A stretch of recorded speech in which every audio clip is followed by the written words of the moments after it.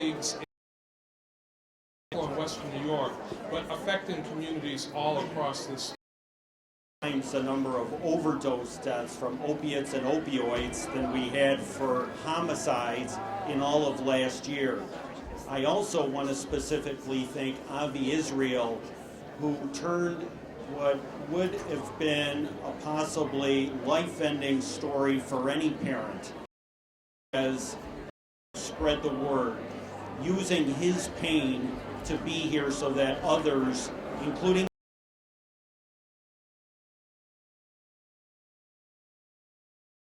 the point of addiction. What are the possible?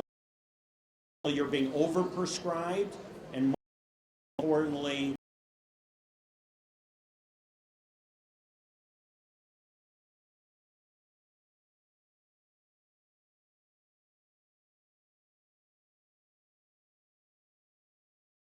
don't choose to look.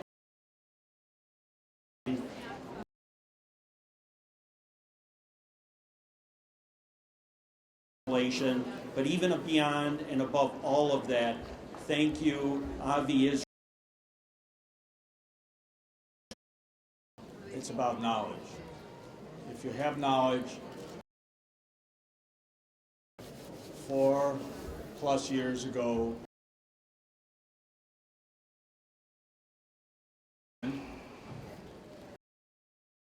most of it is not for good, not good things. A lot more people have knowledge when it comes to this addiction. We need to know how to navigate the system, and this is what tonight is all about. Into organizing a town hall meeting like tonight's town hall.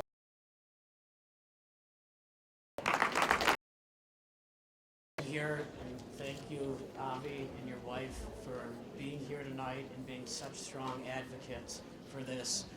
This is very important. This is a public health epidemic, and I want to thank all of my partners in government, all of the physicians that are here tonight, law enforcement. We thought this was very important to have a community conversation on this in the community so people can come and attend, gather information, and increase awareness. And thank you for the media for covering this. One of the most important things is getting more awareness on this, so thank you very much for being here.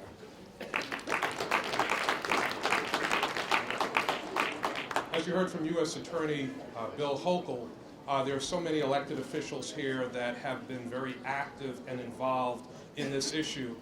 In fact, Avi has gotten all of us active and involved on this issue. I also wanted to thank Erie County Legislator Peter Savage for the role that he's played in organizing this program.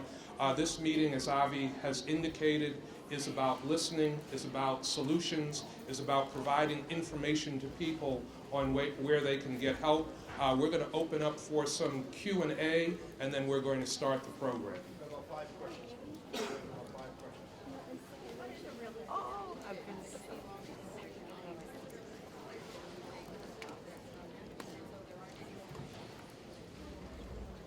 You know, there's really not one single answer to this. This whole epidemic started legally, and it moved on to illegal drugs.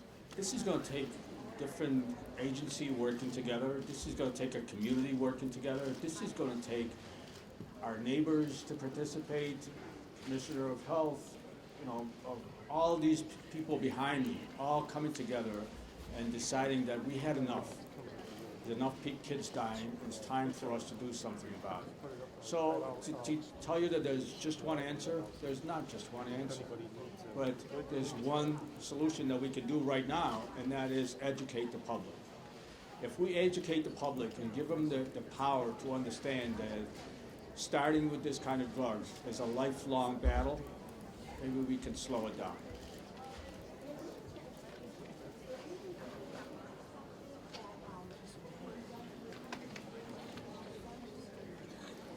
Well, unfortunately, Avi put his finger on a majority of the problem, and that's that opiates or opioids begin their existence as 100% legal commodities, and they're prescribed by doctors who 99.9% of the time have their patient's best interest at heart.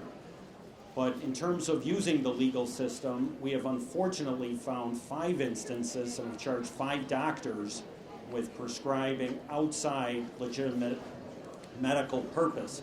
We've charged nurses, we've charged people that work in doctors' offices, we've charged pharmacists and pharm techs, all the people that synthetic heroin, opioids. And when it comes to heroin, we are never before higher purity. On the one hand,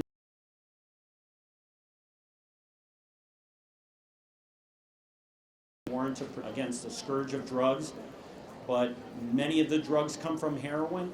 Others of the franks are working long and hard on how to create perfect, no wall can be tall.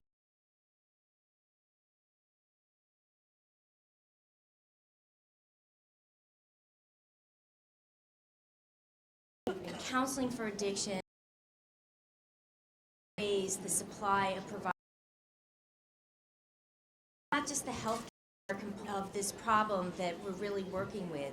In Erie County, we put together a large task force that brings together so many of the different aspects of this epidemic, and this is a public health epidemic.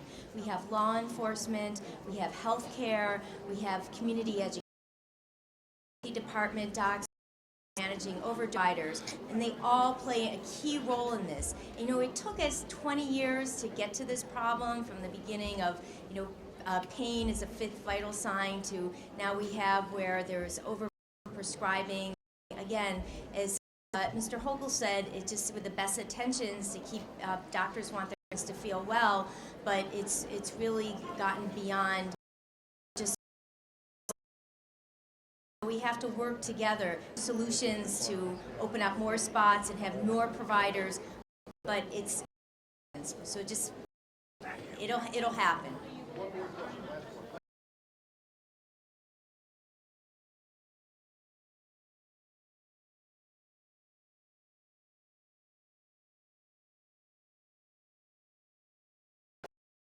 Thank you. I've come with 2 introductory comments by myself and U.S. Attorney William Hochul,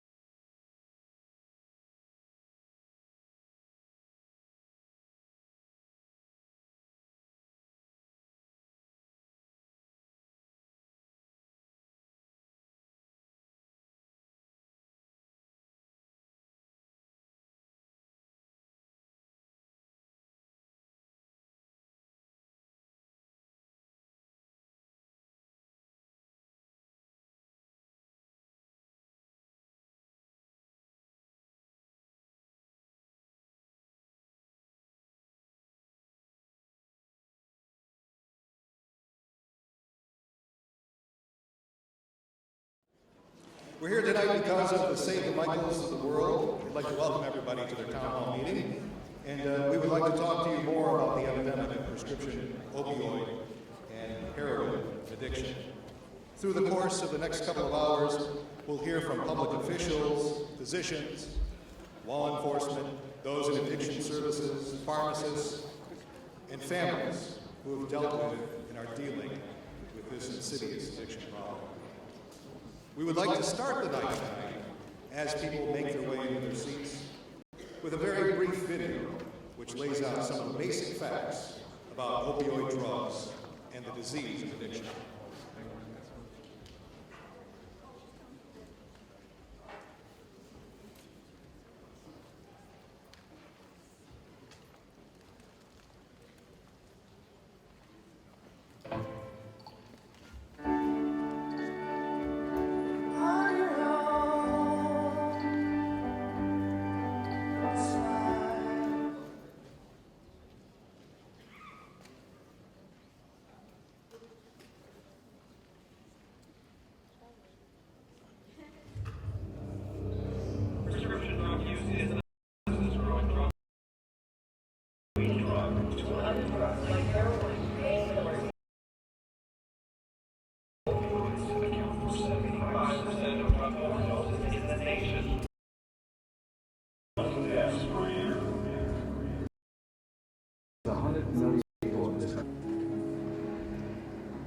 There's about 20 million people who are addicted without even really knowing about it.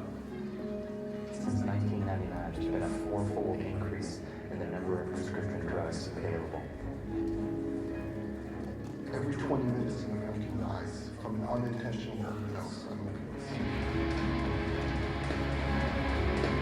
Prescription opioids are a legal form of heroin. That's all it is.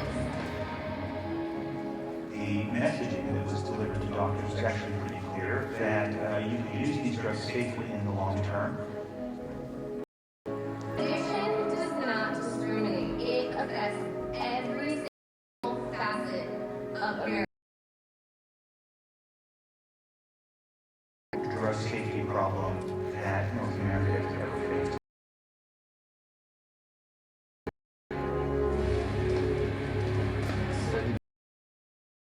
Or intense than heroin. We knew that we're not doing it. I really started understanding that I was completely selfish. It's a personal thing, and you just do it to yourself, and it hurts everybody else. Honestly, it was my life. It was my boyfriend. It was my family. It was the thing that was always there for me.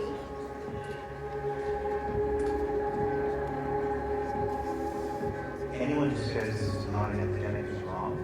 There are more now than 100,000 tombstones to suggest so.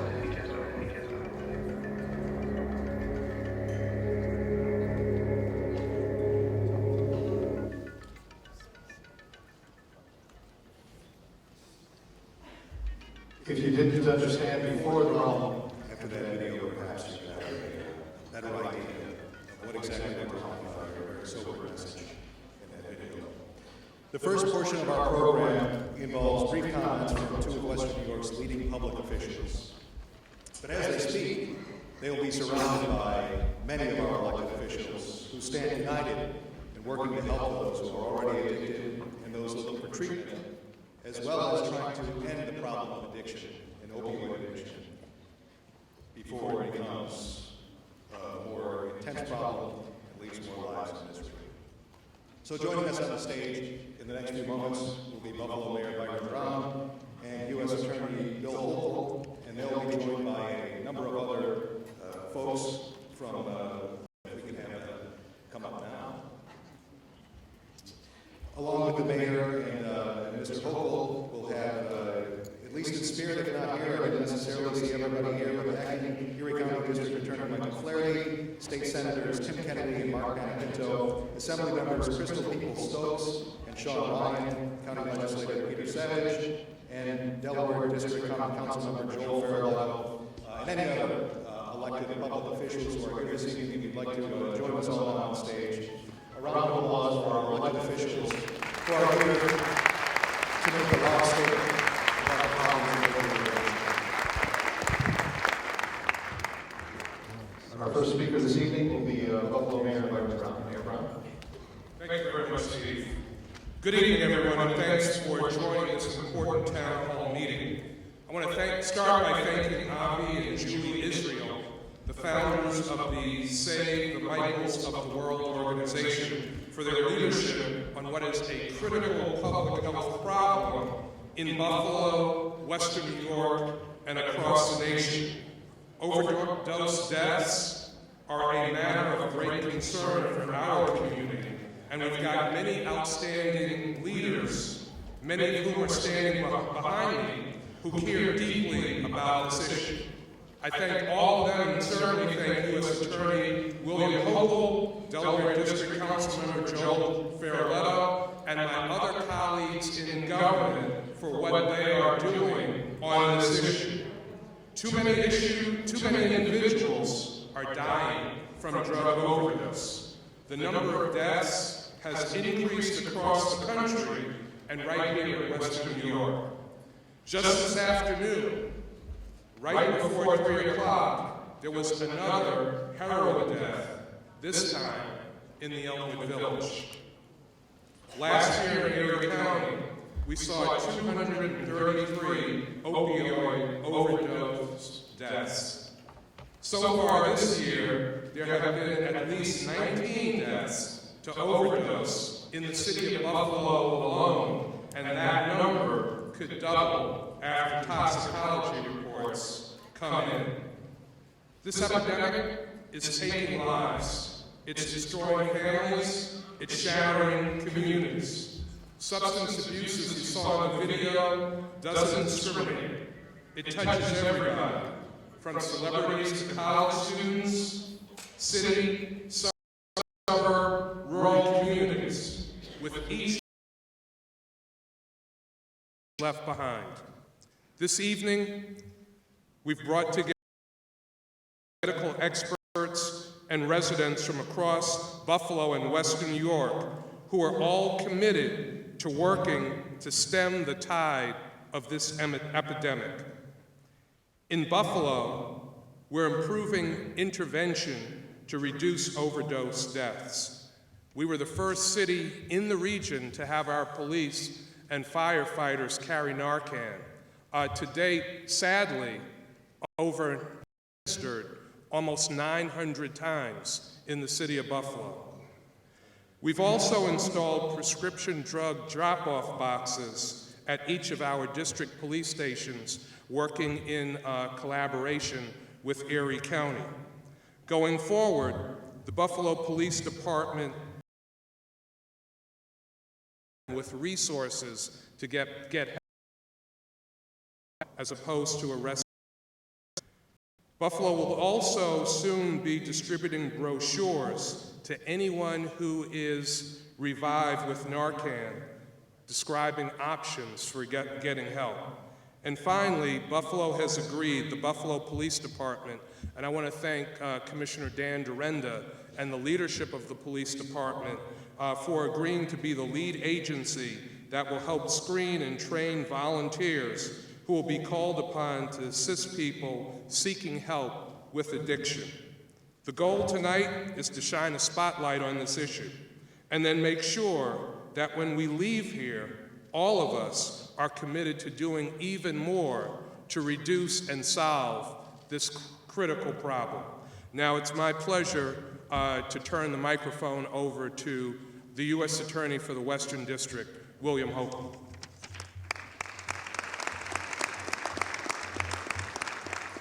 Thank you, Mayor Brown, for your leadership. Many in the audience may not know this, but Mayor Brown and the Buffalo Police Department were one of the first departments in the country to, in fact, carry Narcan, and it's because of this literally life-giving medicine that we don't have even more fatalities than we've had and continue to experience as recently as today. Let me just give you a little bit of a perspective on the scope of the problem. I think it's fair to say that everybody here has a personal experience with the problem. You certainly have an interest, and while I thank you for coming today, I think it's incumbent upon me as the Chief Federal Law Enforcement Officer to also extend my deepest sympathies to all of you, because like you, I and my family have also had somebody that had succumbed to this particular disease. So for me, it's personal. And I know that whereas these bags, which are so beautifully displayed by the mother of a young man who also died, these bags represent a life cut far too short. The pain certainly continues for everybody in this room. And again, I wholeheartedly pray for you each and every day. But to give it some perspective, we saw in the movie that somebody in the United States dies every 20 minutes. It's in fact a little bit more frequently than that. We represent 4% of the world's population, the United States does. 99.9% of the consumption of hydrocodone, one of the forms of synthetic heroin, an opioid, is consumed in the United States. Closer to home, as of October, we had 255 fatalities from opiates or opioids, pain pills or heroin. We had 40 homicides for all of last year. Even if we rounded down the 255 to 240, that amount of overdoses represents 6 times the number of fatalities from pills and heroin than all of the homicides in all of Erie County.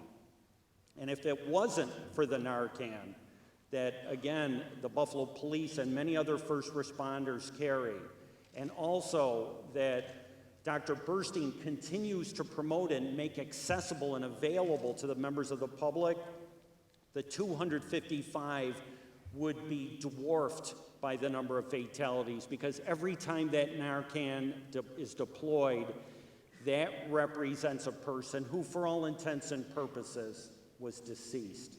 So the numbers are staggering. Even more, the DEA, wonderful leadership of John Flickinger, he's going to be here to speak after I'm finished at some point during this evening. The DEA began a prescription pill give back several years ago. The amount of pills that were given back the first time, 4,000 pounds of unneeded, unwanted pills, was the largest brought back anywhere in the United States. Since then, we've had 9 other prescription pill give-backs. Each time, the amount of pills given back, the largest in the United States. The reasons, it's almost a perfect storm: our demographic, aging population. We have wonderful access to health care, and unfortunately, we have the easy availability of the drugs themselves, promoted in many cases by pharmaceutical industries. Now, what can be done? If it's true that what is represented in a prescription pill bottle, for pain anyway, represents death, and studies show that upwards of 70%, if not more, of the people that begin on pain pills end up with addictions. It's very, very high. And those that begin and end up in pain pill addictions then turn to heroin. If therefore pills represent death, there are tools available that you will hear about tonight that represent life. One of them is Narcan. You need this. If you don't have it, if nothing else, figure out how to get it. Secondly, you always hear me railing against this, the common cell phone, which unfortunately predators and others can victimize you by. Use this particular tool for power. Know where to look. You can find names, and you can find the professionals. And I know we have wonderful medical professionals here, including Dr. Jose Perez, a very close person, wearing white. So far charged of going beyond the legal limits of prescribing, of heroin and pills. We will continue to do that, but we need your help for that. And lastly, we could use your patience. If in fact doctors are going to start prescribing differently, don't be surprised if your doctors, like mine, will now require perhaps urine tests if they're going to renew your prescription for pain pills. They're going to try to determine, are you in fact taking those pain pills? Or are you perhaps not taking them, which would be indicative of being a seller, because those pain pills carry a very high price on the black market. Alternatively, if you have other sorts of drugs in your system, that may be symptomatic of somebody who's perhaps abusing the pain pills and other meds. So you will need to be patient.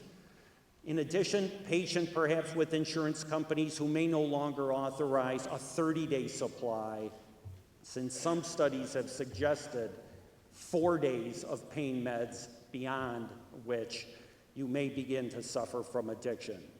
So lots of information. I really thank Avi Israel for organizing this wonderful group. You can see these highly dedicated people behind me. There's others in these front rows, but most of you also dedicated people, citizens, but together we can really make Western New York a better place. Thank you very much.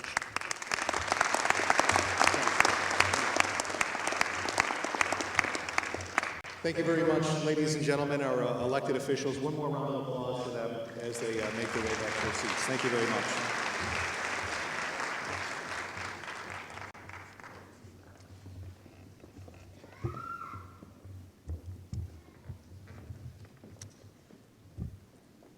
An amazing display here tonight from our elected officials on all levels of government. You saw our federal government, our state government represented,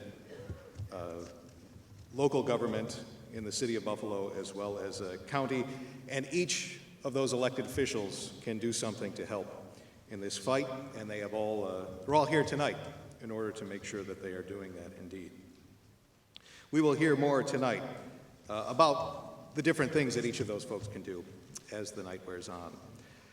Our next speaker is somebody who is also an official with Erie County. Dr. Gail Burstein is the Erie County Health Commissioner, and I think I just sent her back to her seat, and I apologize that she's going to have to come back up here. But as the Erie County Health Commissioner and as a pediatrician at Women and Children's Hospital, Dr. Burstein is on several different front lines battling addiction. She's here today to speak about her role as the county's point person on matters of public health, with a reflection on the role that the county has played and will play in help curbing this epidemic. Erie County's Health Commissioner, Dr. Gail Burstein.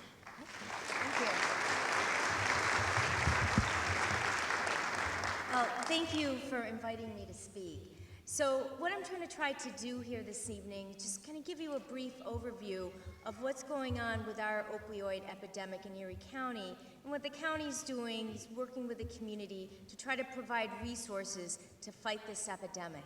Next. See, in 2012, there were 46 people who died from opioid treatment pain medications every day, and we know that this number is growing every single year. And we have 60 million prescriptions for pain medicine, and that's for every adult to have a bottle, and that's really more than too much. Next, please. Toxicology lab has been overwhelmed last year and this year, and so we haven't completely gone through confirming all the toxicology results in our for 2015. So these are data looking at the trends of fatal opioid overdoses from 2012 to about October of 2015. And so you can see that just in the past couple years, this number has escalated. Whereas in 2014, we had actually 127 opioid-related deaths. And we anticipate that in 2015, we're going to more than double that. And then, we'll just have to see what happens in 2016. We know that we are off to a rough start. Next, please. So this is looking at the causes of opioid-related deaths in Erie County from 2014. So So you can see that there are fentanyl and heroin, and other opioid-related deaths. So in 2014, fentanyl resulted. Next slide. Compared to 2015, where so far fentanyl has accounted for almost 2/3 of our opioid-related deaths. Fentanyl is a very, very toxic pain medication. It is available by prescription, but as Mr. Hochul pointed out, it's being manufactured overseas by crazy scientists in a very, very toxic form that's very available and very easy to use. And when people purchase a drug, a white powder, they have no idea what its contents are. And we believe that most of these individuals believe that they were just using heroin, but they were probably using a combination of heroin and fentanyl, and in some occasions, just straight fentanyl. So we know that fentanyl is really a reason of many of our deaths related to opioid overdoses in our community right now. But again, probably most of the people who died from fentanyl overdoses had no idea they were using it. Next, please. So this is looking at where these opioid-related deaths have occurred so far in 2015. So I just want to point out that really, I think many people thought that much of the drug use happens in the city. Some of it does happen in the city, but many of the residents, more than 50% of the residents who are dying of opioid-related deaths are really from outside from the city, from the suburbs and the rural areas. And you can see that it's happening everywhere. There is not an area that has not been untouched or has not been affected in our community. Next slide. So what's the face of people who are dying of opioid-related deaths? We're seeing more males than females. Next slide. And we're seeing people of all ages. So this is a slide looking at the age ranges of people in 2015 that we have confirmed so far who died of opioid-related deaths. So the average age is about 38, but there's a huge span from as young as 17 to as old as 83. So this is affecting many, many lives. Next, please.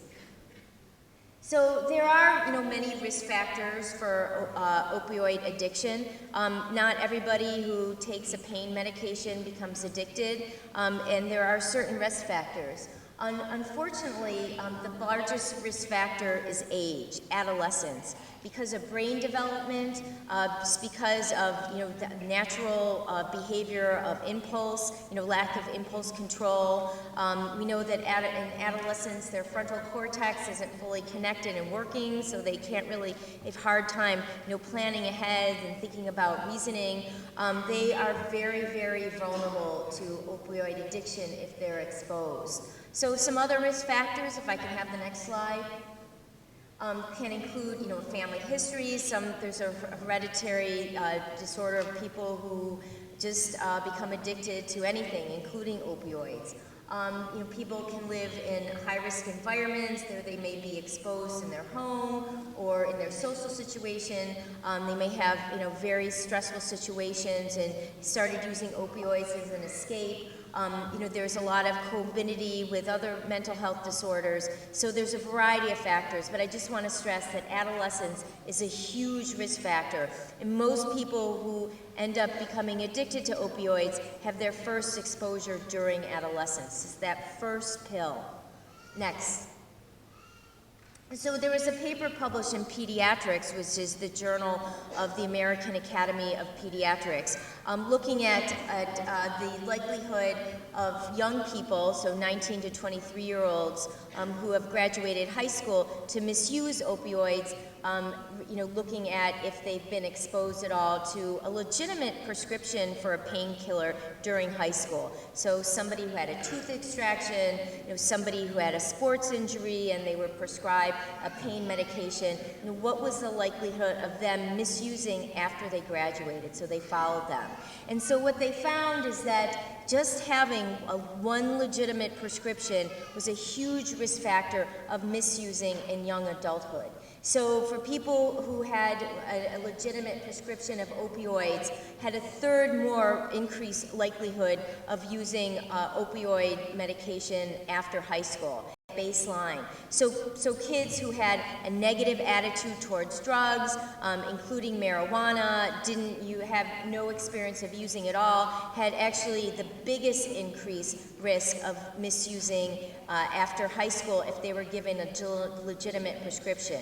So the kids who had the lowest risk had actually 3 times the likelihood of misusing after high school if they were given a legitimate pain medication prescription during high school.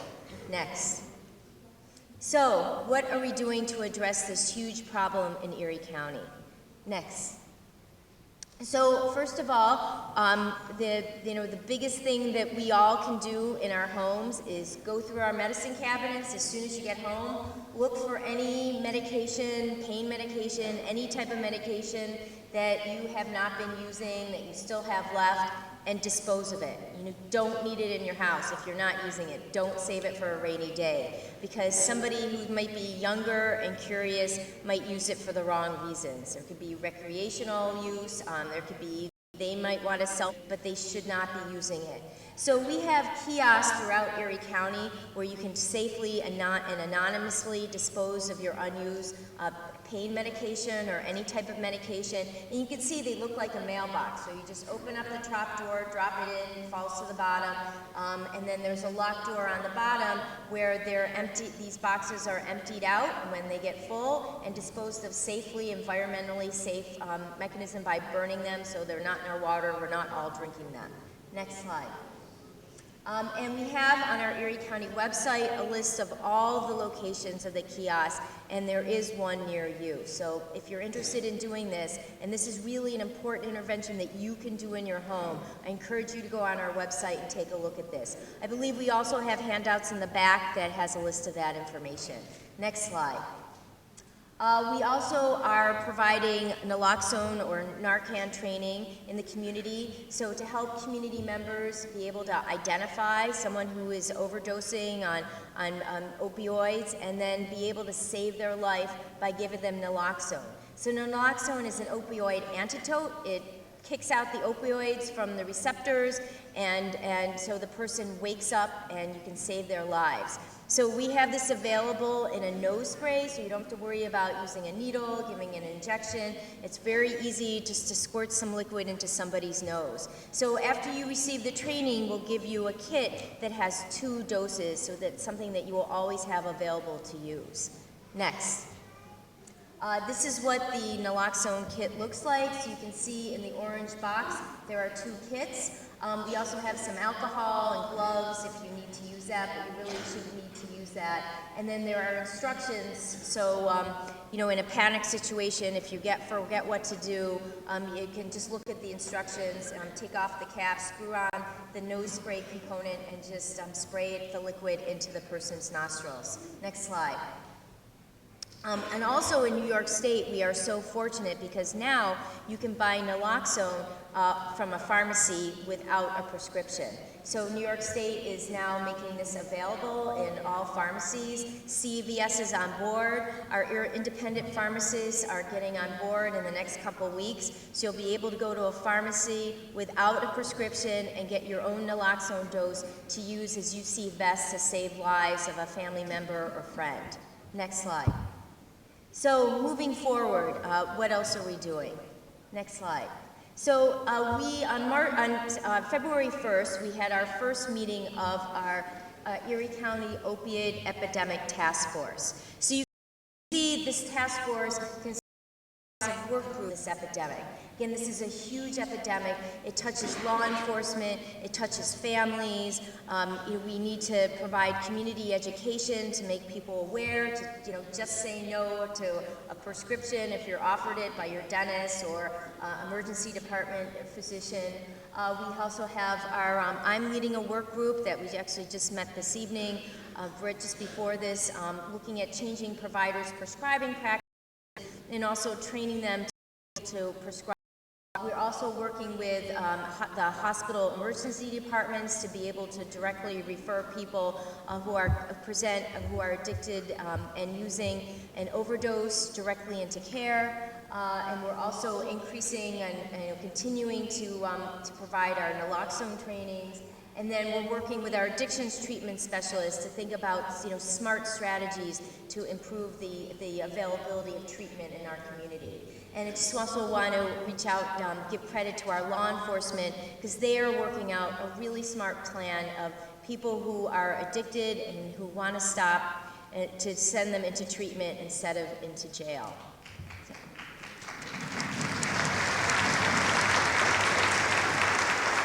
But, again, I just want to reinforce there's something that we can all do. When we get home, we can clean out our medicine cabinets. Also, there are going to be occasions where, you sprain your ankle or you need a tooth pulled, and you're going to be offered a prescription for either yourself or your child for an opioid pain medication. And you can just say no. There are very good studies out there that show that even just high-dose ibuprofen is usually enough to manage the pain. And if you do need a pain medicine, just taking the first night just to get over the hump with sleep, and then discarding the rest of the bottle in one of our anonymous secure kiosks. So again, there's something that we can all do, and I want us to walk away feeling empowered that there's something that we can do in our homes, and if everybody does this in their homes, then our community will be a safer place. So thank you.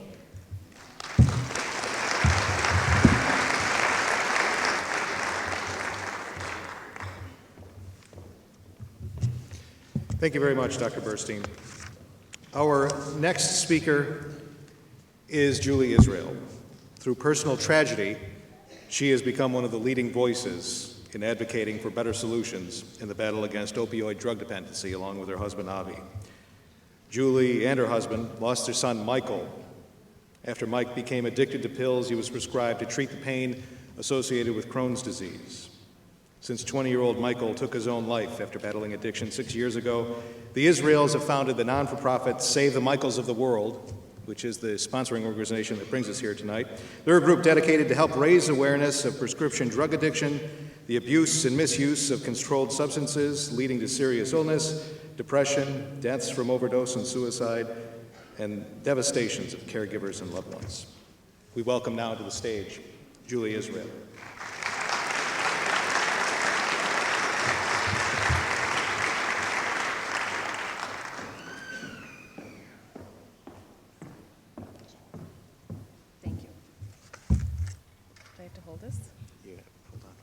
I do. Okay. Good evening. Well, my name is Julie Israel. I'm a wife. I'm a mother. I'm a survivor of suicide, and I'm the face of addiction. When I sat down to think about what I wanted to share tonight, my thoughts inevitably turned to my son. I wondered, should I share how much pain he was in before his death? Or should I stick to the facts and statistics? What painkillers are, or should I speak as a mother? I decided in the end, I would start by simply talking about my son. His name is Michael David Israel. On June 4th, 2011, my beautiful 20-year-old son took his own life behind the locked door of a bedroom in our home. My husband was the first to hold Michael when he came into this world, and the last to hold Michael as he left.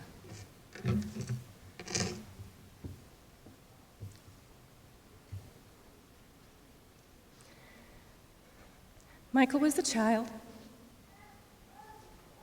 that always put the smile on your face. A happy, even-temperament child. Looking back at old family photos, Michael is smiling in every one or putting on a silly face.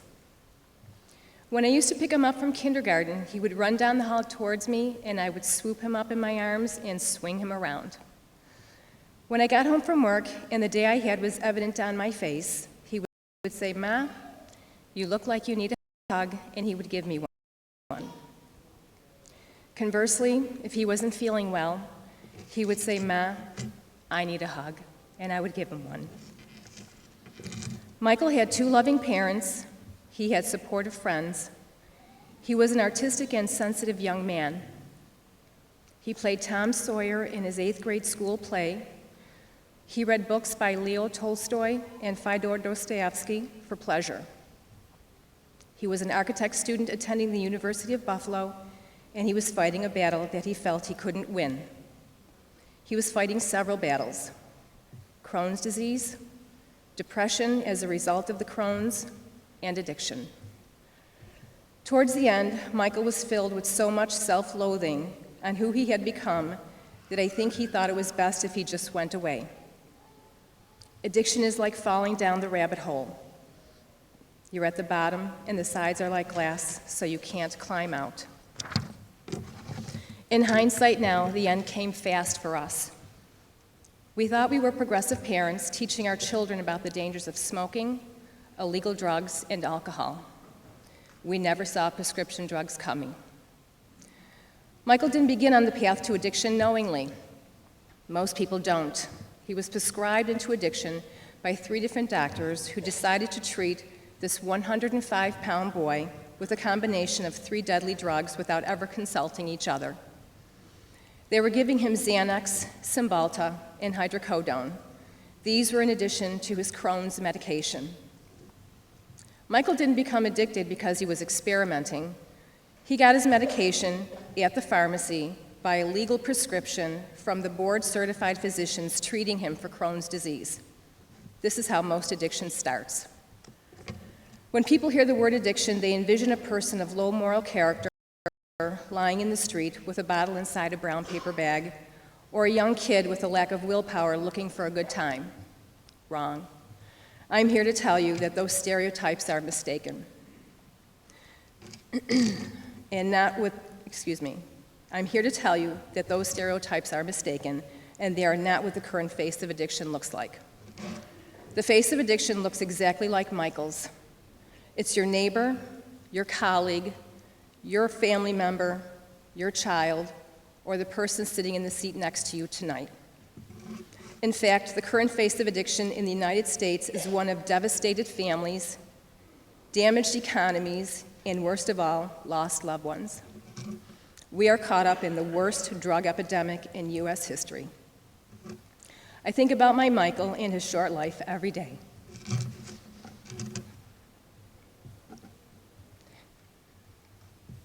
The unrealized potential lost, and it's so unfair. Our deep, thoughtful, giving son struggled virtually his entire life, and the world lost a beautiful person. Diagnosed right before he went to high school with Crohn's disease, he suffered invasive diagnostic testing, malnutrition, constant GI upset, 2 bowel resection surgeries, and so much more. When his physicians first provided Michael with hydrocodone, it was almost a relief that some of his pain might be alleviated. Michael had been on so many medications that we instinctively trusted the doctors. We were never cautioned, informed, or notified of any side effects or what to look for. After Michael's death, Avi and I were devastated and angry. There are no words to describe the loss we feel. We knew this was not supposed to happen. Michael was not supposed to die. It was wrong. But we were not ashamed that Michael was addicted or took his own life. We knew we had to speak out and knew immediately what we had to do. And that would be to do whatever we could to stop as many other families as possible from experiencing what we did. What happened to Michael is 100% preventable through education and awareness. We researched and armed ourselves with information and learned that a silent public health crisis had developed. It's up to us to put an end to this and the stigma that goes with it. To us in this room, to us as a community, to us as individuals. I call on each and every one of you and urge you to carry our message forward. We are tasked with responsibilities towards our communities, to our families, to our professions, and to our neighbors. And we gracefully and willingly take on those responsibilities. Our current drug crisis is a huge issue, but in a very small world. Please, I urge you to be informed about medications your loved ones are prescribed. Tread carefully around possible addiction, and if need be, seek treatment for family and friends in need. Most of all, let them know they are not alone. Addiction doesn't happen to everyone, but it can happen to anyone. Thank you.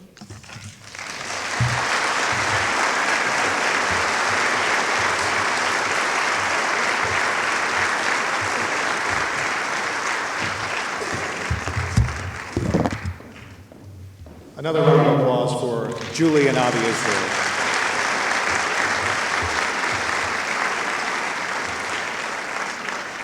They turned their own personal tragic loss into what we're doing here tonight, and that's making sure that it doesn't happen to the next person, and we can't thank them enough for that. One of the issues facing people fighting the opioid drug epidemic is the thought of helping the community better understand what it means to be addicted and a better understanding of how someone gets addicted in the first place. There are few who can explain that better than Dr. Rick Blundell. From his office at UB's Addiction Medicine Office, Dr. Blundell is counted on as a national expert in addiction medicine. He works with patients every day trying to fight addiction. He works with other doctors, training them to be better at treating addiction, and he works with researchers trying to find better scientific approaches to fight the battles of addiction. So here to give us a better understanding of what happens to the brain and to a person who becomes addicted is Dr. Rick Blundell.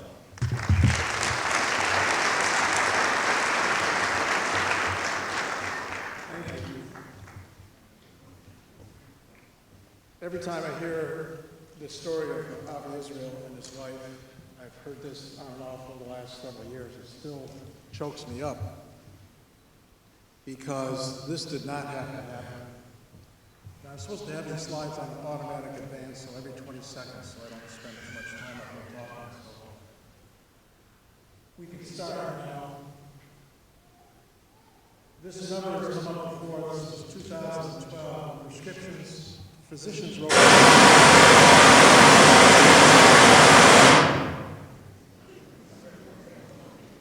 Well, that's a problem. You saw this number before. 2012, 259 million prescriptions as on every adult, as was pointed out. This number is almost double. There is not that much pain in the United States. There's a direct correlation between the number of prescriptions written and the problems. The green line is the sales of opioids. The purple line is the deaths. And the orange line is requests for treatment. They're all going up. This is 2010. This curve is now going up faster. It is getting worse. 46. 2012, you heard that there were 46 deaths a day, or 1 every 31 minutes in the United States from drug overdose. This has doubled over the last few years. This is getting worse. Right here in Erie County, as Dr. Burstein pointed out, deaths from opioids have gone up. We don't have the final numbers for 2015 yet. But it's getting worse, and this is despite all of the saved lives from Narcan. We are moving in the wrong direction. I just want to keep that up, to let that sink in, the nature of that curve.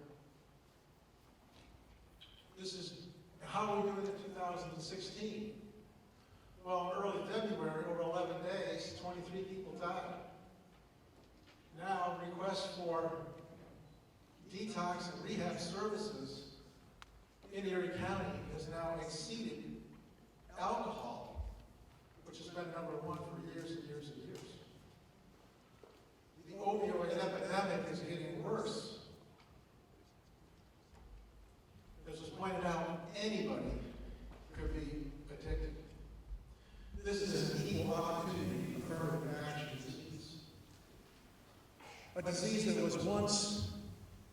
found commonly in people marginalized in society has now gone mainstream. All ages, all genders, all ethnic groups, everyone. This disease starts in adolescence. It is a pediatric disease. Addictive problems peak around 19. The abuse of drugs peak around the same time. And then decline gradually over time. Most of these people stopped on their own because they realized that what was involved in the problem. What causes addiction? Now, when I'm at a party or something, I'm an addiction medicine specialist, people come up to me and give me their theories about what causes addiction. When I was about diabetes. So, think about this. It is genetics. Plain and simple. We know this. There are genes out there that predispose some people to addiction. About 10% of the people are high risk for this problem. They were born with it. Congressman Kennedy, back Kennedy were around, made an argument that addiction didn't run in his family, it galloped his family. The second thing you got to have is exposure to the drug or alcohol. If you're born with a loaded gun, exposure, particularly in adolescence, is what pulls the trigger. It's that combination. Why are these things so hard to quit? Isn't it just, it seems on the surface that it's willful, it's incompetent behavior. But it is a brain disease. The brain of the addicted person does not work right. People say, well, it's just behavior. And I say, well, what organ in the body produces behavior? Is it the kidneys? Is it the pancreas? No, it's the brain. When the brain is damaged, it doesn't work right. It can't make good decisions. On the top here is a healthy heart. You can tell there's red stuff. That's healthy heart tissue. When the red stuff is gone, that's abnormal. This person had a heart attack over there. The heart doesn't function correctly. Same way here in the brain, all that yellow area up at the top there, in the front part of the brain is the decision-making ability. It's active here, it's bright yellow. Here is the brain of someone who's been damaged with cocaine. The front part of the brain doesn't work right. If the brain doesn't work right, it's not going to have the ability to make good decisions. This epidemic started, sad to say, with doctors who wrote lots of prescriptions. 259 million of these prescriptions in 2012. That's where this epidemic has started, right there with the prescription ads. These drugs were marketed heavily. When I was in practice in the 90s, all the drug reps came around intensely with their pens and their pads, and they gave them to me, and they said, you should prescribe this stuff because you are withholding pain medicine for people who are in pain, and if you have real pain, if you prescribe these things, your patients will never get addicted. These salesmen were wrong. I have to say, patients have their part to play there. Patients, when these drugs hit the market, people were coming to my office, everybody wanted them. And they would accuse me of withholding pain relieving medicine, and I felt bad when I wrote these prescriptions. When I look back, I can't believe how many of these prescriptions I wrote. But I didn't know any better. We continue this epidemic now because we continue to write for these prescriptions. And they're filled with corner drugstore by people who are having things. Because the doctor wrote, they lost them. And they ended on the street. But how did this get financed? Who's financing all of this? It's healthcare dollars. So people pay their taxes. It goes to Medicaid. Medicaid buys these drugs at the pharmacy.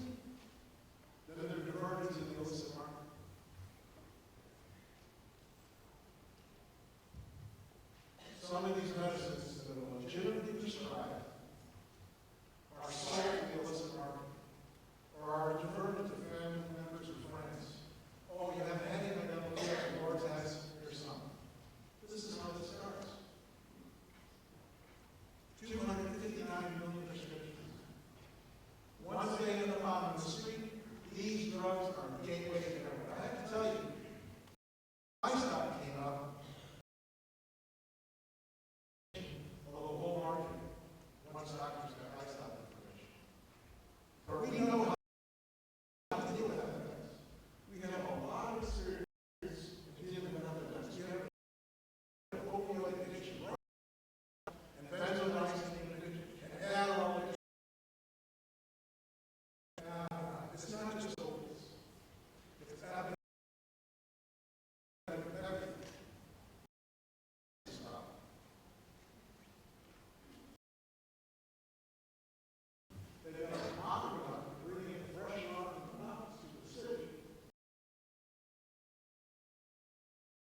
And they build sewers to take the stuff.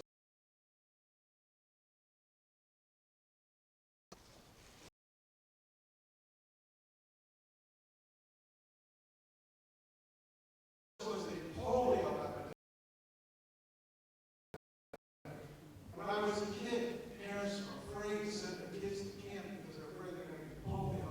And they saw pictures like this and they were afraid. We did not stop this epidemic by building more and more iron lungs. We stopped this epidemic with the polio vaccine. We prevented the problem in the first place. Right here in Buffalo, a car veers off the road, in Delaware Park, a child loses his life. One child loses his life. And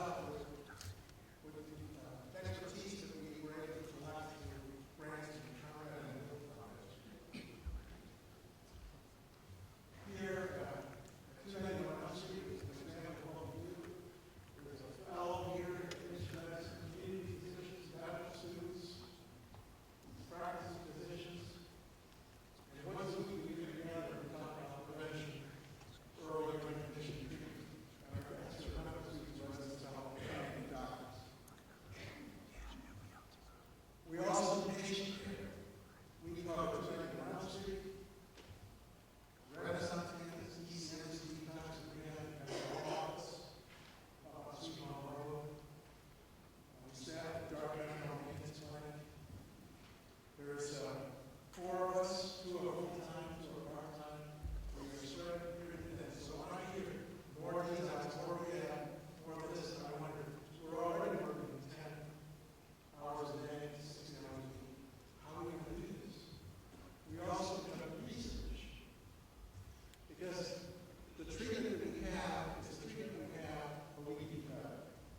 We need better. Our treatments often fail. Just like cancer treatment at the beginning of the 19th century wasn't as good, it can be better. But we have a problem, and we need your help to fix our problem. We are a group of Christian medicine doctors, and we are dedicated to helping Buffalo Epidemic fix this problem. But there's just so much we can do by ourselves.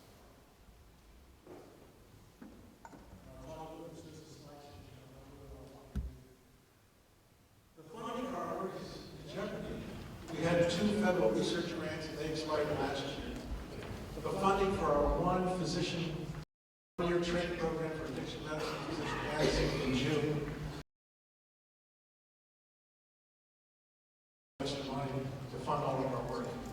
Unfortunately, we've got we could train. We trained 1. We've got 3 doctors. We could expand our education to students, medical students, residents, community physicians about creating new cases of addiction in the first place. How to diagnose addiction early and intervene when it's more treatable. And how to refer patients into the treatment system if that's what we have had to cover.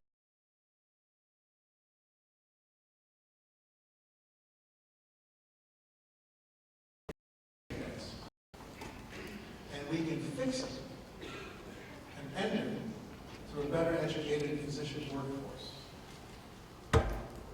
The 4 of us who are working here are dedicated, but we need help from the community. So if you're a government official, if you can find a little money to send our way to support our training, we appreciate it. If you have connections to a private foundation, we'd be happy to talk with you about pieces together. We will put our training programs together with public and private. We just can't do it alone. Thank you very much.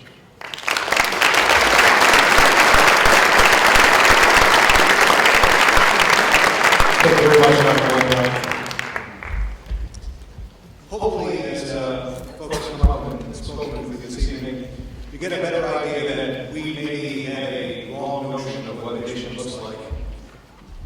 Hopefully, your ideas about that are changing as the night wears on. If any one speaker might sadly offer you a face of addiction that's different, maybe the one you walked in with, it would be Dr. Heroin Epidemic, who joins us now. Dr. Reynolds is a neonatologist at Children's Hospital, as well as an assistant professor of pediatrics at UB.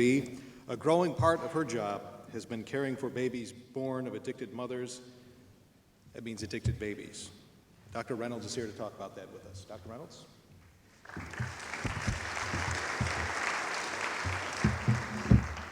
Thank you very much for the introduction, and thank you to Julie and Avi for inviting me here today to share with you information on this very important topic.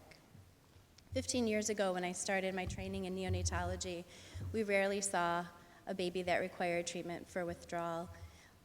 Now there are times when we treat 2 to 3 new babies per week for withdrawal symptoms. Next slide, please. So, higher, thank you. Opioid abuse in pregnant women presents additional risks, and those risks are to the fetus that's growing inside of her. When she's taking these medications or drugs, the medications can pass from the mom through the placenta to the baby and start affecting the fetal brain right during development. Unfortunately, once a mom is pregnant, it's too late for her to try to come off of those medications. We know through studies that detoxification for those moms can have an increased risk for the fetus and also lead to potential fetal loss. Next slide, please. So one of the main treatment options we have for pregnant moms is to get them into maintenance programs. And the goals of those maintenance programs are to basically provide a level of drug that can minimize the opioid craving, suppress withdrawal symptoms, block the heroin-induced euphoria, and prevent fetal stress. It also can provide medical personnel an opportunity to give that mom prenatal care, appropriate prenatal care, and help her to work on her own physical and mental health as well. The last benefit is that it can allow the mom an opportunity to anticipate what the withdrawal symptoms in the baby will be after the delivery. Help her to prepare for the extended hospitalization that is likely. Next slide, please. Maintenance program drugs can consist of methadone, buprenorphine and naloxone together, but all of these drugs have the same effect in the baby, and the babies can withdraw from them the same way they would withdraw from heroin or fentanyl or any other opioid. Next slide, please. Some studies suggest a possible advantage for babies who are born to mothers who received buprenorphine during their pregnancy, with shorter hospital stays, 10 days versus 17 and a half, shorter treatment durations, 4.1 days versus 9.9 days, and a possible lower cumulative dose of morphine, 1.1 milligrams versus 10.4 milligrams. But I can tell you that in my clinical experience, this is not always accurate. Next slide, please. We use the term neonatal abstinence syndrome or to describe the constellation of clinical findings. These findings will occur in 55 to 90 babies that are exposed in utero to opioids. Next slide, please. What are the symptoms and what determines how severe they are? Will happen in each pregnancy. Every placenta is different. Every maternal metabolism level is different. The placental metabolism itself can be different in patients. The infant metabolism and excretion is also a factor, as well as barbiturates, hypnotic sedatives, and cigarette use. Next slide, please. Symptoms are basically grouped into two categories based on how an opioid works in your body. Neurologic symptoms and gastrointestinal symptoms. So the neurologic symptoms can include tremors, irritability, increased wakefulness. So anyone who's had a newborn knows that babies typically sleep for 20 out of 24 hours a day. These babies tend to be awake much more than a normal newborn would be awake. They have high-pitched cries, increased muscle tone, hyperactive reflexes, seizures in very extreme cases, and frequent yawning and sneezing. Their GI symptoms can include poor feeding, uncoordinated and constant sucking. These babies look like they always want to feed, but they just can't coordinate themselves enough to actually be able to either breastfeed or get the formula out of the bottles. They have excessive vomiting and diarrhea and can get severely dehydrated. They have overall poor weight gain. They have increased need for calories because of all of their increased energy expenditures.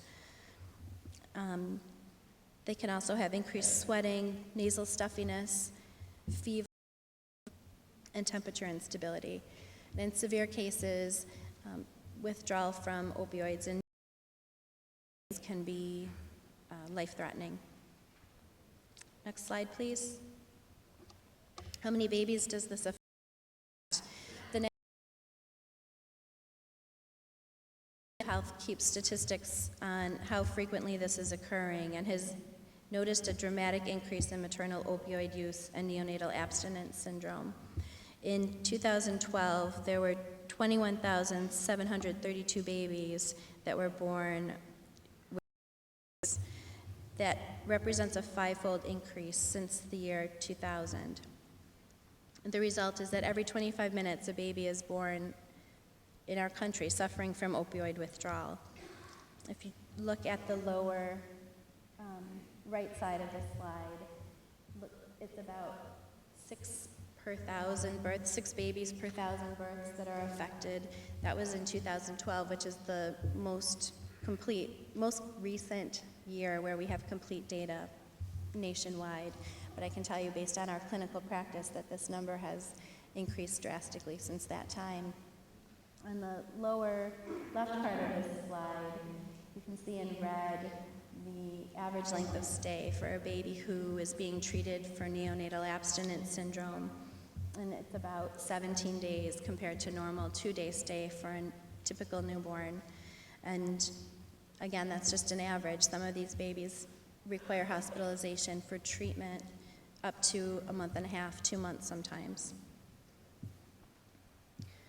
Next slide, please. Babies who are at risk, either because of maternal toxicology testing or maternal admission of drug use, are monitored in the hospital for symptoms for 3 to 7 days before they're discharged. And again, the range is just based on what drugs we know mom was taking and when we're most likely to see withdrawal symptoms occur. And our initial treatment is aimed at decreasing environmental stimulation for these babies. So decreasing the noise, decreasing lighting so that they can remain as calm as possible. Next slide, please.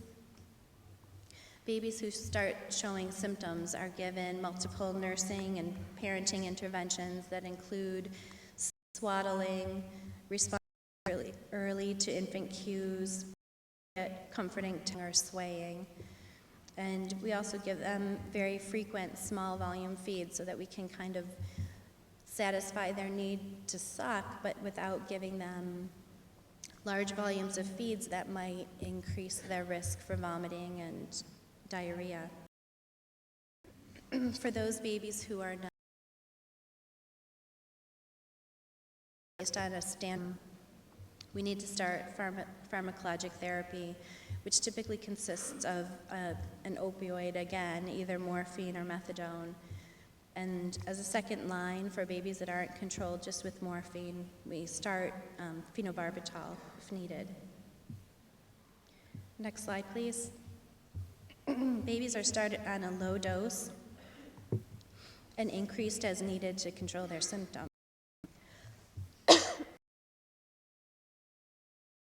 The medication is weaned, tolerated every day to every other day until it can be stopped.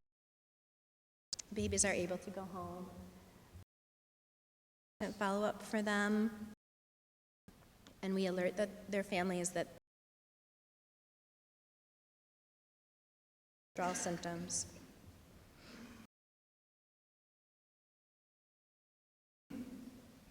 Next slide, please. Depends on what reference you're using. Some studies show that other studies show an association of neonatal abstinence syndrome with long-term neurodevelopmental impairments, things like hyperactivity, attention deficits, memory problems, and below average performance on developmental testing. Next slide, please. So in terms of key points for this talk, it's important for us to remember once a woman is pregnant, it's unsafe for her and the baby to go through withdrawal. The ideal time exposed to opioids in utero will have withdrawal symptoms, and those severity of withdrawal is very variable. And that's all I have to say. Thank you very much.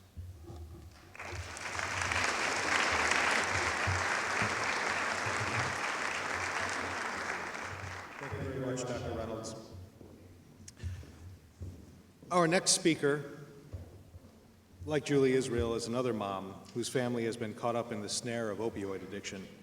Carrie Locke has been battling alongside her son and the rest of her family for years now on the long road to recovery, from on the life of a family, and apparently dealing with the ravages of opioid addiction.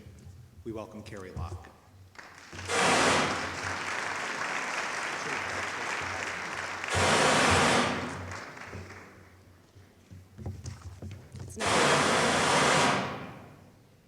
Is it me?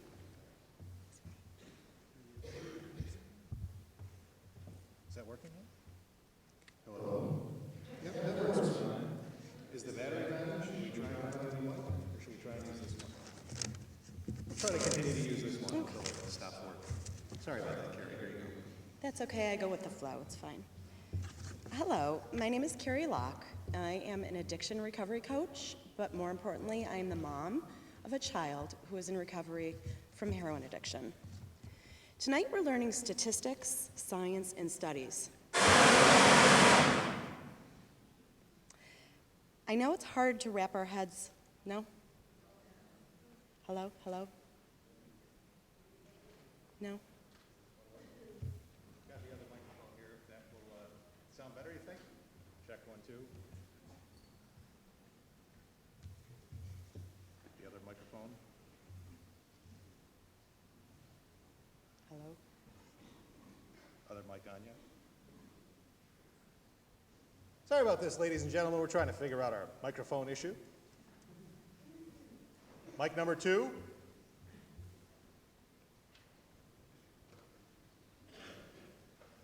Check 1, 2. Does that one work? Should I just talk very loudly? That's the best Okay. we can do. I do talk loudly. Tonight we're learning about statistics, science, and studies. I know it's hard to wrap our heads around it. How did this happen? How did we fix it? Why can't they just stop using? The doctors tonight are doing an excellent job of explaining those things to our minds. But the statistics posted in the news feeds that we read are not just numbers, they're people. While we're trying to wrap our heads around this epidemic, how do we get our community to wrap their hearts around it? These are actual comments posted on public social media in Western New York. Let the junkies die. Let stupid weed themselves out. The prescription drug thing is the go-to excuse for bad choices. They choose to be addicts. Let them choose their fate. They want to be high rather than work. Without even bothering to understand the science behind addiction or the way opiates change the brain, many in our community callously declare them unfit for living. Many don't have a heart until someone they love with all their heart becomes addicted, and many times it's too late. I want to tell you a story tonight, and I hope you'll kind of follow along and play along with me. If you want to close your eyes and kind of imagine what's happening, I'd like you to picture it like a movie in your head. Imagine the sights, sounds, characters, and emotions. So there's this young boy. He's riding his bike. He's on the sidewalk because his mother does not let him ride in the street. He's a smart, kind, and much-loved child who plays football and spends hours every day with his 2 little brothers. This boy's tall with big brown eyes. He is an honors student who loves Star Wars and has read every Harry Potter book. This young man is riding his bike on the sidewalk of his middle-class suburban neighborhood on a sunny spring day. He's looking forward to spending the afternoon playing basketball with his friend. Now, I want you to picture this boy riding carefully down the sidewalk when a car, driven by a careless adult, pulls suddenly across the sidewalk, striking the boy on his bike. Can you picture it? Can you picture the car striking him? The crunch of metal and bone. The car knocking him so hard that his body is propelled into the road where oncoming cars screech to a stop. Can you picture the police cars and ambulance, the boy's frantic parents being called to the scene? Now imagine the pain of his injuries, the agony of a spinal cord compression fracture, and the fog of concussion. Picture, if you can, this child cut, bruised, broken, and scared. Now imagine what comes next. The boy is treated by doctors with painkillers and physical therapy. I think I'm doing okay. Imagine his parents feeding him the pain medication as he struggles with being bent, bruised, broken, unable to sleep or rest, suddenly restricted from football, bike riding, or any of the things that young boys do. And the football team he cannot play on wins state championships. Imagine now, as time passes, the pain continues. The compression fracture may take years to heal. Now imagine what the opiates are doing to his brain. As time passes, the circuitry in his brain comes to demand the input of opiates as equally as it demands food or sleep. He has developed a tolerance and needs a higher dose than before, but his prescription has run out. So in pain, depressed because of his injuries, and altered by the painkillers, he is offered more pills by a friend at school one day. And when those pills run out, he is still in pain. His back is broken. He is 17 now and still cannot play football, run, or even sleep in a comfortable way. His brain is demanding more and more opiates. So one day, a friend from school gives him another opiate, heroin. He is already addicted. Can you see this child? This injured and addicted child? Now imagine he is yours. Because he is. He is your child, your neighbor, your student, and your friend. As a parent, I could tell you the horror stories of fighting to save a child from opiates. There are stories of waiting lists for rehabs, of hospital stays for blood infections, of a mother chasing her addicted child as he chases heroin. Stories with police and counselors and hundreds of sleepless nights, financial stress, family discord, and escapes to faraway places in order to try to save him. But I won't. What I will tell you about is the young man who was given love and support while he struggled to recover from opiate addiction. The young man who battled through physical pain, chemical addiction, and brutal judgment from his community. The young man who is now a college student working 2 jobs and working every day to be healthy, because recovery is the hardest job that someone can ever do, but recovery works. Let me tell you about the young man who is able to succeed in recovery because he was told his life is worthwhile, and he is not his addiction. He is not a junkie who deserves death. He is my son. What we need to fix this crisis is clear. We need education, we need proper treatment, and we need love and support for those who are in the midst of it. It isn't hitting rock bottom, judgment, or jail that is going to heal this. What will heal this is a united community who is willing to wrap their hearts around it.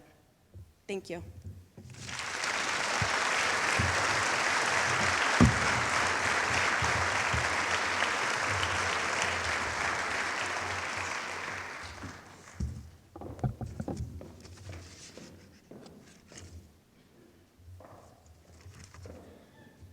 At this point, I think we are going to collect some of the questions, some of the question cue cards, if that hasn't been done yet. So if you have if you see somebody wandering around looking like they might want to pick up your cards from you for your questions, feel free to do that now. Get ready to hand them down to the end of the row. That might be the best way to handle that. While not always, prescription opioid addiction often starts with a doctor, as we've heard throughout the evening today, writing a prescription. The next outsider who plays a role in that process is your neighborhood pharmacist. For more on the role of pharmacists in battling opioid of Western New York.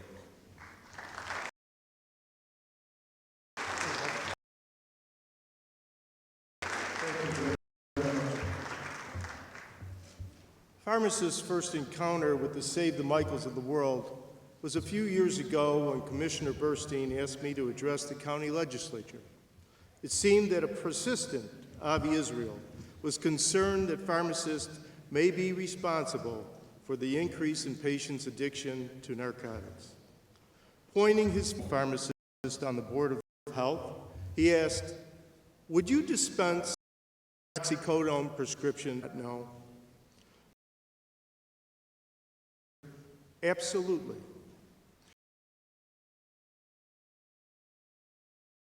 Pharmacists were not allowed to access the prescribing or pharmacy hopping. When suspicious of foul play, pharmacists had to rely on a phone call to the doctor's office to verify a prescription's validity. From that day forward, pharmacists and Save the Michaels of the World organization have worked together for the passage of iStop, work for ways to increase education of both pharmacists and doctors regarding opiates, and work for ways to stop addiction and diversion of narcotics, as well as aiding in ways to rehabilitate those afflicted by this disease we call addiction. iStop, however, fell short of its provision to further educate doctors and pharmacists. regarding the proper prescribing of opiates. Our association has decided to educate our pharmacists regardless of any mandate. In November of last year, Dr. Tammy Lee Demler, past president of our Pharmacists Association of Western New York, lectured pharmacists on the appropriate use of opiates for non-cancer chronic pain. I had a chart, but I don't think they were going to put it up. Anyways, on the chart that was supposed to be on the screen, which was, I think, kind of blurry, very blurry, that opiates are the last drugs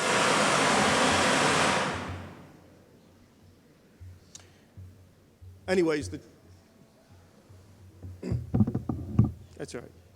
Anyways, the chart would have told you that NSAIDs were probably, as Dr. Burstein pointed out, the most easiest and best appropriate first-line choice of a drug to be used, and that opiates are the last drugs of choice when dealing with pain. Yet for all of our efforts, there still seems to be an inordinate amount of opiates being prescribed. Some pharmacists feel that taking as few as 10 or 20 doses of an opiate can lead to addiction. Dentists seem to be prescribing a little less, but knowing what we know now and having the viable alternatives that we have, why do we prescribe any at all? Pharmacists are caught between a rock and a hard place. We see large quantities of oxycodone being prescribed. We have heard every excuse for early fills. My dog ate the pills. I dropped them in the toilet. I've had senior citizens tell me, I gave some to a friend.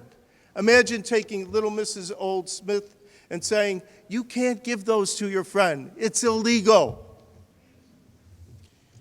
But seriously, do you know that it is a felony for a pharmacist to dispense a narcotic to a patient that is a habitual user? Summarized succinctly, the law states, an order purporting to be a prescription issued to a habitual user of controlled substances for the purpose of providing the user with narcotics or other controlled substances sufficient to keep him or her comfortable by maintaining his customary use is not a prescription within the meaning of the law, and the person knowingly filling it, as well as the person issuing it, shall be subject to the penalties provided for the violation of that law. You know, it is very hard for pharmacists to determine a patient's true condition. Pharmacists often do not know a patient's complete medical history. However, early refills may be an indication that your patient has a problem. Now, in my pharmacy, when I feel a patient may be becoming a habitual user, I take them aside and I ask them sincerely, do you think that just maybe the pain you are having could be pain of withdrawal? Oh, that was number 6, I think. And is not due to your chronic condition. No, that's not it. Would you consider talking to your doctor about an alternative? I have had some patients start on Suboxone, but I also have some patients protest at my interference. My answer is that I care enough about my patients to ask. Unfortunately, the truth is often parents, family, and your pharmacists are probably the last ones to find out you have a problem. Pharmacists worry that patients by progressing to the cheaper, accessible heroin found on the streets of New York in conjunction with the County Department of Health will be training pharmacy and have it in your homes and cars for emergencies. We tell all our pharmacists to remind every patient receiving opiates that they are highly addictive, and if unused, dispose of them quickly and properly. Please read the literature given when you're filling a prescription. Ask your pharmacist questions. Pharmacists will not abandon our patients. We do care. Thank you very much.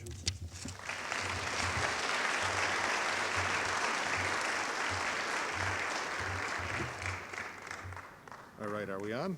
Okay, so it looks like we're going to be in shouting mode for the rest of the day here. Give that one last chance. Not going to work. So if we could close the door in the back, if somebody is over there and could just drop that door, because I did hear some folks who were out in the lobby who were making a little bit of noise. As the disease of old, as you just heard, agent in charge of the Buffalo.